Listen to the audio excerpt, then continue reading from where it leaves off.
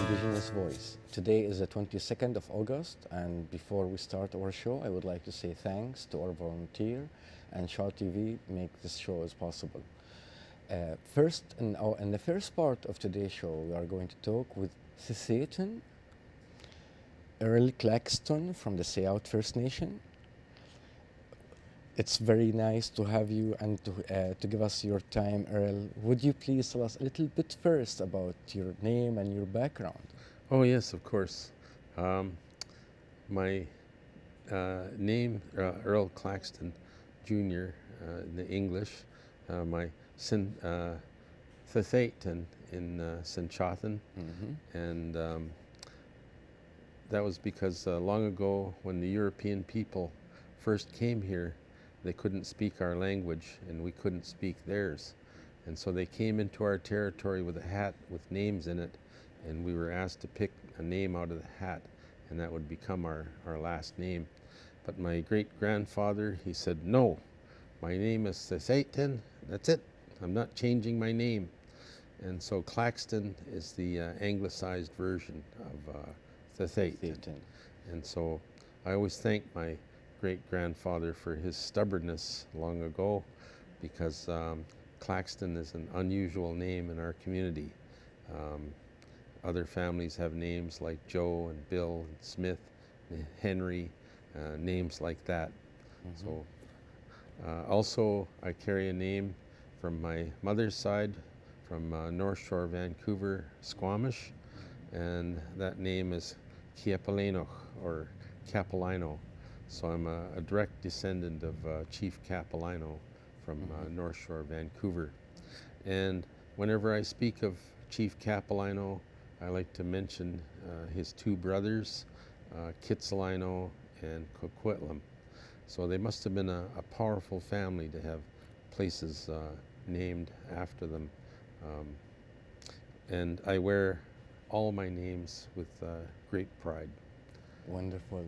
And what about your mother's side? Would you tell us a little bit more about your mother? Yes, I would like to tell a story about my mother, and this is one I always share with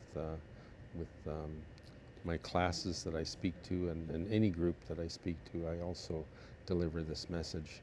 And it starts long ago when my mother was a little girl, and she said she was scooped up with her brothers and sisters and taken away overnight to a place called the Tsawout Residential School. And she said that when they arrived there the next morning by boat, they were met by nuns and priests, and she said they separated the boys and the girls, and she was told to never ever speak with your brothers again. And she said, I did anyway, and I was punished. And she said that she wasn't called by her name, that she was given a number, and she was number 39, and her little sister was number 35. And she says, I don't know how they came upon or how they assigned the numbers. But she said that there used to be a fence in between in the schoolyard between the boys and the girls. And she said that she would look through the holes in the fence, and she said that if she saw her little brothers being beaten up or picked on, she would climb over the fence and help her brothers. And she said she would be punished for doing that. And she said she wasn't allowed to go into the classroom to learn. She was made to only cook and clean and sew, and also to collect the milk from the cows and make the butter from the milk and collect the eggs and do this kind of thing. So even though she was doing these things with the milk and the butter, she wasn't allowed to have any dairy. She was on some kind of special diet. And she said that on her 16th birthday was when she got kicked out of residential school. And she said on that day she weighed 89 pounds. and she went directly to the RCMP, and she was told, if you don't get out of here, we're going to arrest you. And so she left and went to California, and she taught herself how to read and write. And she came back here to Saanich and married my dad, and she helped start the Saanich Indian School Board, because she feels that education is the step up for First Nations, so that we're not a burden on the white man. And her message to all of us, to everyone, all the adults, and, including myself, all the children out there, is please, please, and she says, stress the please, so please, please don't be bullies. Live peacefully amongst each other and try and learn as much as you possibly can. And she said that this is for adults too, because adults can be bullies too when they're at work and such. So I'm always very proud of my mother, and I know that even today that butter has always been a real big thing in our house. We've never ever had margarine. It's always been butter. And so you continue in the same line with education as well, and you have a big role as well in the school, working with the schools. Yes, I work at the tribal school on West Saanich Road, the Tsawout Tribal School, and that name comes from Mount Newton. That's the Sinchothan name is Thelwalna for that place, and that was our refuge from the flood. We had a flood. We have a flood story in our community, and my dad said that this is our story, our flood story. He said we didn't read the Bible and think, oh, this is a good story. Let's put it into our stories too. But he said, no, we have our own flood story, and we know that it's true because they found gravel and stones that are on the top of Mount Newton that could only have come from the Fraser River, and that's what caused the flood. Was a giant ice dam long ago that blocked up the Fraser River till finally it broke one day, and it created a giant flood. And the Saanich have a story about the flood, that the raven came to us and said to prepare for a flood and make the longest rope that you have ever made from cedar, and to have dried food, dried fish, dried berries in the canoe, and keep the children near the canoe, because when the flood comes, you won't have time to go and look for the children. So the flood came, and our people started paddling, and they were told also that they should paddle towards what looks like the welcoming figure. And as they paddled, they started to get blown off course by the strong tides, and just as they were being blown off course, a crow landed on the lead canoe of the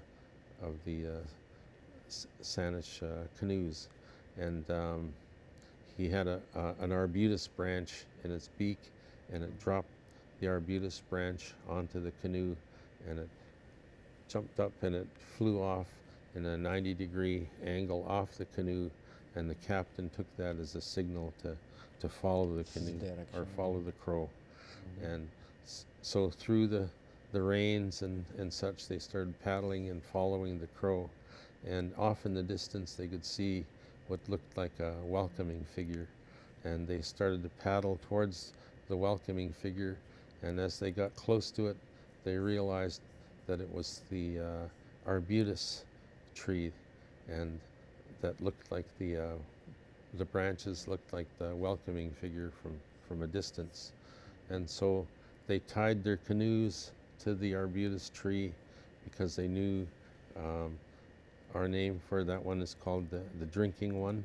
And that's because my dad said it's the only tree that can grow on a rock and not be stunted, because it can put its roots down and way down and find water. And so the Saanich knew that if they tied their canoes to that tree, that it wouldn't pull out from the rocks and they would be saved from the flood. So the floods started rising up, and it got to the bottoms of the trees, and then it got to the tops of the trees. And then pretty soon, when they were looking down in the water, they couldn't even see the tops of the trees through the water anymore, and they were starting to run out of rope, and they started to worry that maybe they hadn't made enough rope. And just as they were thinking that, the waters started to recede, and they started to see that they could see the tops of the trees again. And then the water went down, and they got to the tops of the trees, and then they got down to the ground. And when they reached the ground, they were grateful and gave thanks that they'd been saved from the flood. And they had a meeting up there, and at the meeting they said we should have a name for ourselves, and it should have to do with our being saved by the flood here, and also that we should honor this tree, this arbutus that saved us, and we should never ever cut the tree, and it's never to be used for anything, tools or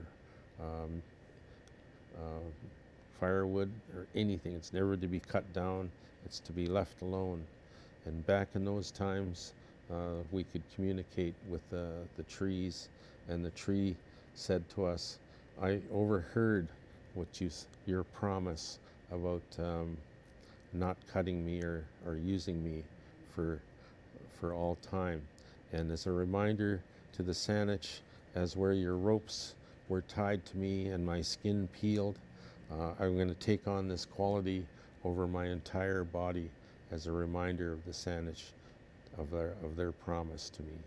And so all my life I've never seen an arbutus tree cut down or used for firewood. And it always distresses us much when we see the trees being cut down, arbutus trees being cut down outside of our areas. This is fascinating. I don't know if I can call it story, at least oral history. And when you compare it to the Bible, at least we have here element related to the nature surrounding you, not a punishment story, because the flood in the Bible story, it's because of the punishment of God for human. That's why Noah has to gather a couple from each. Oh, pairs, yes. So it's kind of have a punishment and kind of a bloody history, not about relating to environment, and environment sometimes bring flood in a natural, normal way, and to go with it and to learn from it. So this is a bit. But the other things, by the way, there is many story of the floods. If you heard of an epic called Gilgamesh. No. This is from almost around the earliest, could be going back to at least to 1800 BC, and it's a Babylonian story. It has all the stories which later came, many of it came mentioned later in the Bible. So the Bible repeated many story already known, and it's kind of add to it. But that story, it's not originally from the Bible. It came from different story.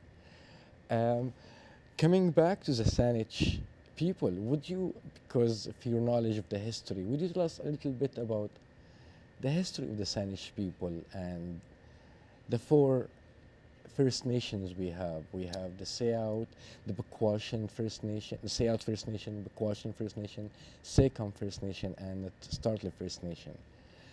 If a little bit of a history about the Saanich people would be great to hear. Well, there's one other village site that wasn't mentioned, and that's across on the U.S. side. The Lummi is also part of the Saanich tribe. Uh-huh. So it got cut off by the 49th parallel, and so part of our people are down there in the U.S. As well, okay. And well, I like to talk about tell a story down about in Todd Inlet there in English, and Sneetquith in Sinchothan. Mm-hmm. And Sneetquith translates as the place of the blue grouse, and that place is in Todd Inlet Park, which is right next to Bouchart Gardens. Mm-hmm. And that was the first village site of the Saanich, was right there, and we lived there for a long, long time, and because it was protected in there, and we could go even fishing in the winter time in the rough weather and catch a fish or get some crab or go get some clams, things like that. So it was a real good place to stay, and our people lived there in longhouses that were made from cedar posts, Mm-hmm. cedar beams, cedar shingles, and cedar boards that were peeled off the sides of the trees that went all the way around the longhouse. And in the wintertime, in the real harsh weather that we got, there would be snow on the roof that would be that thick, and then when it melted off the roof, it created giant icicles that formed, that went right around the longhouse, and the icicles were this fat that formed off, and it completely insulated the inside of the longhouse, Mm-hmm. so our people could survive the harsh winters. And it would get so cold that Todd Inlet would freeze over, and so our people could walk across the other side and hunt deer on the other side. Wow. Uh-huh. And after a while, after we lived there for a long time, there was a raid by the Haida people Mm-hmm. from Haida Gwaii that came, and they burnt out the entire village, and there was a huge battle there, and some of our people were killed, and some of the Haida people were killed. And after the fires died down, the Saanich decided that maybe that wasn't such a good place to stay anymore, and so maybe we should move from Sneetquith over to Tsawout on the other side of the peninsula. Mm-hmm. And Tsawout's the village that I'm from now, and Tsawout translates as houses in the air because of the terrain. It optical illusion of the houses lifted or floating in the air. But there was one woman who had lost a husband and a brother in that battle with the Haida, and she said, "When you go move over to Tsawout, I'm not going to go with you. I'm going to take my young son Thalak, and I'm going to train him to be a fierce warrior to avenge the deaths of my husband and my brother. And if any of you want to come with me, you can." And she was a very young woman, and all the ones that did go with her that day also were very young. And she said, "I'm going to go and train my son at Sartlip," and that's where the second village site of the Saanich was created by this young woman. And he did grow up to be a fierce warrior, and one day heard that the Haida people were coming again, and he put on his war paint and got in their war canoes, and they paddled out to Main Island out on the Gulf Islands. And Main Island is the one is when you're traveling to Vancouver on the BC ferries, and they start to enter Active Pass. They announce they're going to blow the whistle, and Main Island is on the right side as you're entering Active Pass. And if you look in there, you'll see a big beach in there, and that's where Tsawout went and waited for the Haida. And when they started to paddle in there, he walked out into the water up to his chest, and he tipped over the canoe of the lead warrior, and they started fighting right there in the water. And he killed that Haida in the water, and then he went and he cut his head off, and he took the head and he went back to the other ones, and he said, "Here, take this with you and go back to where you came from and tell them that this is what will happen to them if they ever come back here again." And that was the last time the Haida people came and raided here. And the Saanich have a belief about losing your head here in this world. Is if you do lose your head here in this world, they believed that you would travel to the next one without your head, and that you would wander around lost for all time.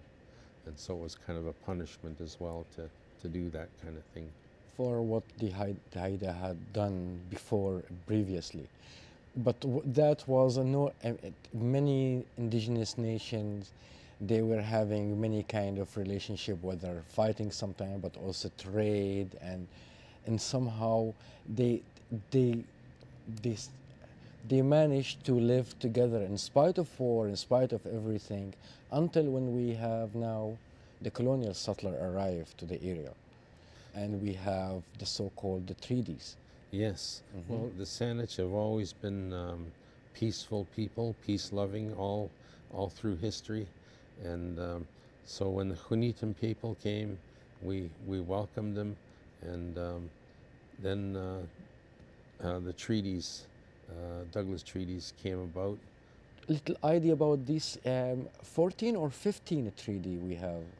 14, I believe, 14. They say 13. 13, and there's... But I attended a treaty conference here last winter at Songhee's Wellness Center, and there was a group that attended there, and they presented proof of another 14th treaty.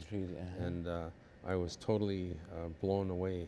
Wow. Because those ones, they actually have a piece of cedar glued on to their own, like each of them had a cedar that indicated who they were, and they attached it to the treaty, and that's the only one that has had cedar attached to it. The rest of them have had just X's on the page.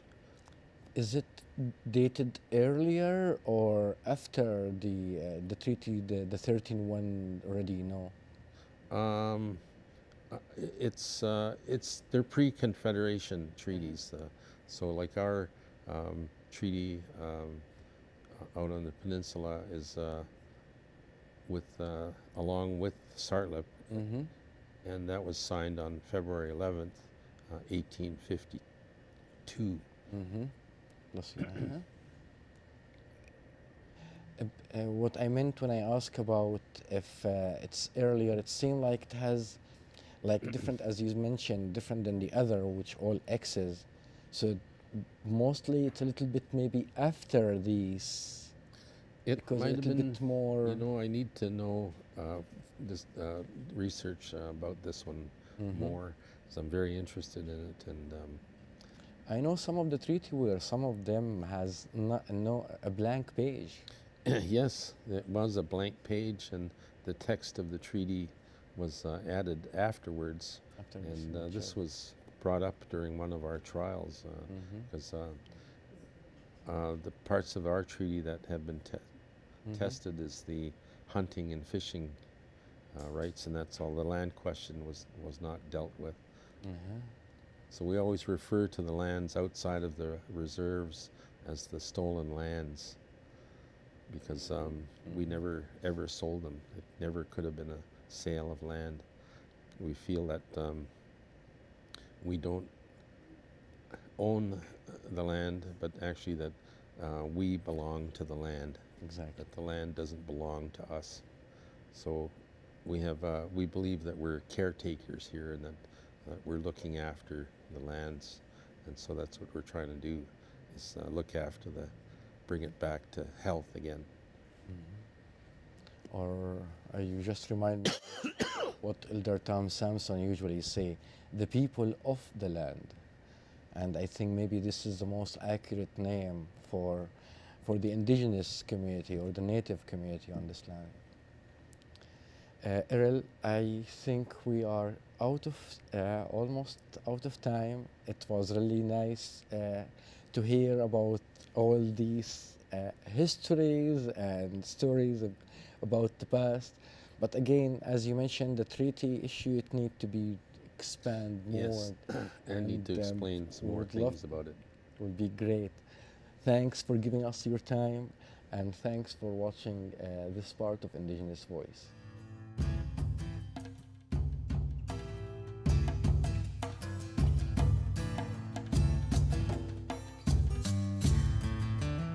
Welcome back to the second part of Indigenous Voice. In this part, we will be talking about native plants. And with us is John Bradley Williams from the Saanich Ahousat First Nations. Thanks, John Bradley, for giving us your time. And would you give us a little bit introduction about yourself? Yes, my name is John Bradley Williams, or JB. I'm Saanich Ahousat, so I'm Salish and Newtonus. And plants are really big passion about learning the traditional uses for being food, medicines, tools, or indicator species, or a combination of all of them. Exactly. And not only learning about these plants, but teaching about them to my peers, to the younger generations, and also to our visitors, because they need to know about these plants as well. So you work and you to educate and people about Saanich area native plants. That's when I'm in the Saanich territory. Exactly. I share about the Saanich teachings of those plants, and then when I'm outside in Ahousat territory, I mainly share about, or try to share and learn more about those plants, because they're quite a different plants that grow in the two territories. Our native plants are more acclimated to our climates, and any plants that come from a different part of the world, they don't do quite as well, and we have to do a lot of maintenance and upkeep just to have them survive within our territory. With that said, though, some plants that come from a different part of the world do acclimate quite well within our ecosystems on the island here. So, is there a listing? I mean, somebody went and said, this is in Saanich area, we have this native plant. Is there a listing for these plants? There's the Saanich ethnobotany book that was just printed within the last few years by Dr. Nancy Turner of UVic. Okay. She did a lot of work with our elders before documenting it into the book. So she spent a lot of time with them out on the land and learning how to use these plants and how to identify them. So the doctor interviewed the elders and the one who had the knowledge about these plants and archived these knowledge. Yes, yes. So is there a number, like, is there like how many? There's hundreds of plants. Wow, yeah. Okay. And that's just within the Saanich Peninsula, the Gulf Islands, the San Juan Islands, within our traditional territory. So when you go to Ahousat, then you said, kind of a different... Yeah, we have quite a few different plants just on Vancouver Island, and that's one of my core training, or part of my core training, is to learn and understand about the plants as I travel up and down the island for various events. What, like when you're talking about medicine, for example, Would you tell us, please, about some of these plants which kind of common use, for example, upset stomach or... Uh, for an upset stomach, one of the ones that you can use is our native mint, which is the Yerba Buena, and it's most commonly found in evergreen forest or coniferous forests, and it's a ground cover. So it just likes to trail itself along the ground, usually underneath the larger, more mature Douglas firs and ground firs. And it'll have that characteristic square stem of mint, and it has a really unique smell to it, a minty smell, but it very different and on its own. So you could eat it like with food, and also you could make a drink from that. Yes, you could make it into a drink, like into an iced tea for summer times, and into a hot tea for the fall and winter months. But what about having a hot drink during the hot time? Is not good idea, you think? You can have hot drinks during hot I'm times. just kidding. I grew up in a culture with hot culture in Syria, so that's why we drink a lot of hot tea, because when you are hot from the inside, the outer body kind of become cool. I mean, Yeah, yeah. But a lot of people within our culture do that as well. They drink hot teas, and it seems to be more of a personal preference in how your body deals with environmental. and the thirst in the summer and the Yes, hot. yes. Exactly. Right. What other popular plant kind of noticeable that from the area here? One of the main ones that comes to mind is the Indian consumption plant. Is its English name. In our language, the Sanchothan language, it's called gatmin. I'm sorry? Gatmin. Got meef? Gatmin. Got mean. Yes. And it has quite a variety of uses just from the seeds of the plant. The seeds, they're just starting to ripen, and so you can go out and pick them. This plant is most commonly found in garryoke ecosystems or dune ecosystems. The seeds can be used to treat the common cold that we experience every fall and winter, as well as the flu. It works a lot better than anything that we get from the store in terms of helping us heal from those illnesses faster, and soothing the sore or scratchy throats that come with the coughs. It can also be used to treat laryngitis, so somebody that talks a lot or talks really loud, they can eat the seeds or make it into a tea, and it'll help soothe and bring back their voice. Wow, okay. It can also be used in the same manner to treat smoke inhalation, somebody that's breathed in too much smoke. It can help treat that. And when you use it either in your bath or as a steam, it can treat migraines. And it's really effective in treating migraines. What What others is there, like other few example you have? Well, if you burn it as the same way that we burn like incense and smudges and things like that, like just let the smoke waft through your house, it can kill about 95% of known fungus and molds that grow in households.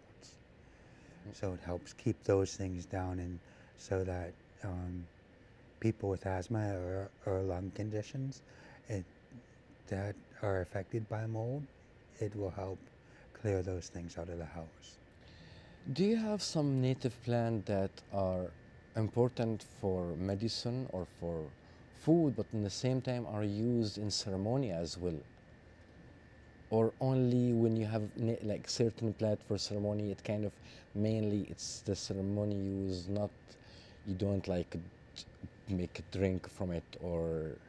Well, the Buddhist tree, that one's not used in any ceremonies, Mm-hmm. but the bark is made into a tea, and Mm-hmm. it's a tea that can help you sleep, and Mm-hmm. it's a tea that can be made when you're having insomnia problems. Mm-hmm. Mm-hmm. I've used it to treat my insomnia as well as my daughter's insomnia, and it works really well. And, like you just peel the paper thin bark from the tree and bring your water to a running boil, let it let it stop the bubbles, and stick your tea bark or your bark in your teacup, pour your water in there and let it steep for about 2 to 3 minutes. The other things I would like to know, is it the way that you, when you need this plant, you go out and pick it up, or there is a person who gathered this plant and like, would you go to a specific person to get this plant from? Um, well, go to a specific person to learn about those plants, and then I become a knowledge keeper of that, Mm-hmm. so that knowledge gets passed on, Okay. and then I get to share it with other people. So it's not like there is no, like we see a Chinese herbal shop which has all this native Chinese herbs which treat many illnesses or diseases. We don't have that kind of way among the indigenous community here. It's just a knowledge, and you go and pick up that plant which. So there's no kind of, it's not a commodity, it's always out there in the environment. Is that correct? Yes, Oh, that wow. there's certain plants that we don't speak about Mm-hmm. with the general public or even with the community, because these medicines are family specific. Okay. Uh-huh. Okay. So it is not something for sell and buy. It is a knowledge. It's belong to everybody, and as you said, but sometimes it's kind of if it's belong to to a family, it could be their knowledge in that case. Okay. Yes. How is there other um, um, um, people who are aware about these plants here among the indigenous community? Yes, we're slowly emerging. Mm-hmm. Um, it, but there are people out there that know about the plants and um, have a tremendous respect for them. Mm-hmm. Yeah. Because it's kind of part of their who they are. Well, it's part of who we are as a people, and it's part of the environment that we live in. Mm-hmm. Mm-hmm. And if we take care of the environment, it takes care of us. Mm-hmm. And part of taking care of it is being able to understand and relate to it on a personal level or on a human level. Mm-hmm. Actually, it's always one of the all humanity problem lately. It's about the consumption and how you want to eat any kind of fruit, even brought from anywhere around the world, instead of relate to where you live and live based on the season. You have that in that season, you eat it. If you don't have it, you don't need to. It's not. Again, it's everything. It's a commodity now, and um, uh, when you come back to emphasize about these native plant and what different between them and different plant struggle and could be maybe even less tasty in some cases than the one you have here, or Um, yeah, there is a movement in not only within the First Nations communities across the island, but there's also a movement within the greater community in wanting to learn and understand and not only protect but also care for, and we bring these plants back. mm-hmm. Mm-hmm. Yeah, because they could. I mean, a lot of them they call it invasive. Is that correct? Yeah, that Uh-huh. there are some of their plants that came with our visitors that have invasive qualities to them, Mm-hmm. and if we don't keep those ones in check, it not only ruins the plants that we use, but it ruins the ecosystem, and once it ruins the ecosystem, it starts a domino effect, and it starts affecting all the other wildlife that depends on those places. Mm-hmm. Um, because that's what a lot of us modern humans tend to forget is that we're part of the ecosystem, and what we do has a tremendous impact, Mm-hmm. um, be it polluting or be it conserving and preserving and promoting. Um, all what we do has an impact. I cannot help it but think about how subtler colonialism, even if did not intend to do damage, it does damage. Mm. Like even is a simple act to dig in the ground and put a plant. That could be devastating for other plant native to the area. Mm-hmm. Similar to the devastation that the colonial settler system brought upon. I cannot help but to think about that. Um, yeah, they didn't view our agricultural system as a viable system, just because they didn't understand Mm-hmm. how our system works. And the with people like Dr. Nancy Turner coming and learning from our people, uh, they're they're beginning to understand our system not only worked, but it's a lot more efficient and economical. Mm-hmm. And it did not happen like that. It took a long time for that system to take a place, and now suddenly it's been erased. Yeah, And um, it's hasn't been erased. no, no, I It's mean been the pushed. action of the Yeah. colonial settler society kind of just erased that. I mean, as if uh, earlier mentioned about giving you a bag or a hat to pick up a name. Hmm. It's Yeah, but that's the thought process of those times. mm-hmm. Um, thankfully, we're slowly starting to evolve away from that type of mindset in most regards, with the exception of our neighbors down south. Mm-hmm. Um, yeah. Beside the native plants, you are a storyteller. Yes. Would you please tell us a little bit about that? Um, so one of the things that I've been taught is to teach native stories, Mm-hmm. because these stories have important lessons embedded in them, and they're repeated over and over and over again, not so that the people who are listening to it Mm-hmm. can remember what these stories sound like. It's so that they can learn the different lessons, because hopefully each time they hear these stories, they'll be at a different point in their life and be able to pick out different lessons. Mm-hmm. Yeah.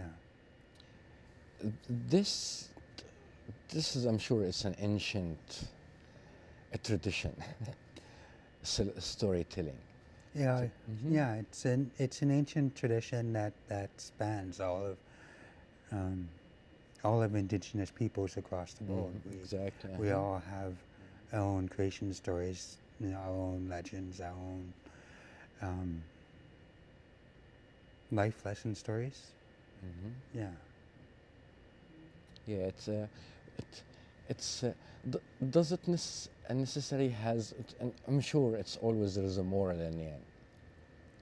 That is the goal of the end of the story. Yeah. Is that correct? Uh-huh. Yeah. Mm-hmm. And because, like, I represent two different nations, I get to learn about all the different stories from the two different families and everywhere else on the island, because it's it's what I like to do. Mm-hmm. So, so we have. Do you have the same thing when you come to Saanich and Ahousat story telling? Kind of, is it different way to go tell the stories, or kind of similar? It's fairly similar. Mm. Just have to ask permission from the families or the the nations that own that own the rights to these stories. Mm-hmm. Because I can listen to them all the time, but if I don't have the permission from those families, I'm not allowed to share those stories. And how do you get the permission? Do you usually?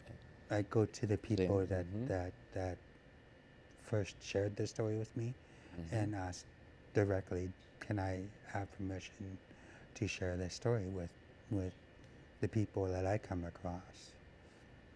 Because in my experience in speaking with other storytellers from the two nations that I share, as well as other nations that occupy the island, we always have this thirst for wanting more knowledge. And as storytellers, more knowledge means more stories. Mm-hmm. And sometimes and a lot of times, in some cases, it comes from other nations. Mm-hmm. And you could have the same story about the same creature but told in a different manner. Mm-hmm. Mm-hmm. Or about different environment, but still the same moral in the end. Yes. Uh-huh. Yeah. So, and talking about the when you tell when you tell a story that it does not belong to any, but is there stories like that, as you said, to or an old story, or belong to a different nation, or a story that every body could say it, for example, is that part of the story could be as well? One of the main stories like that is we all share a flood story. The flood, exactly. This is what I was thinking. So there is similar story like that, Yes. which is common for every. Okay. Yes. Uh-huh. And and the flood stories, a lot of them refer to an abuelus tree or a relative of the abuelus tree. And a lot of these trees that are referred to, they grow in similar manners and in terms of having those long roots and the really thin bark. Okay. Yeah. But so is there? Okay, so it's the same coming back always to the tree, kind of. Uh-huh. Yeah. In the flood, in the story of the flood, I mean here. So is there a similar story to the flood story? That I can share? Or usually anybody can share without taking a permission. It's kind of maybe people did not know about it, so you tell them that story. Yeah, the one of the ones that I tell is the creation of the clams and how they came to be. Because long ago we didn't have any clams. There was this shy group of family of Saanich people that whenever anybody came around, they would always run and hide. They would go and hide in the deepest, darkest part of the forest, or if they're near the beach, they would go and bury themselves in the sand so you could see with the whites of their eyes.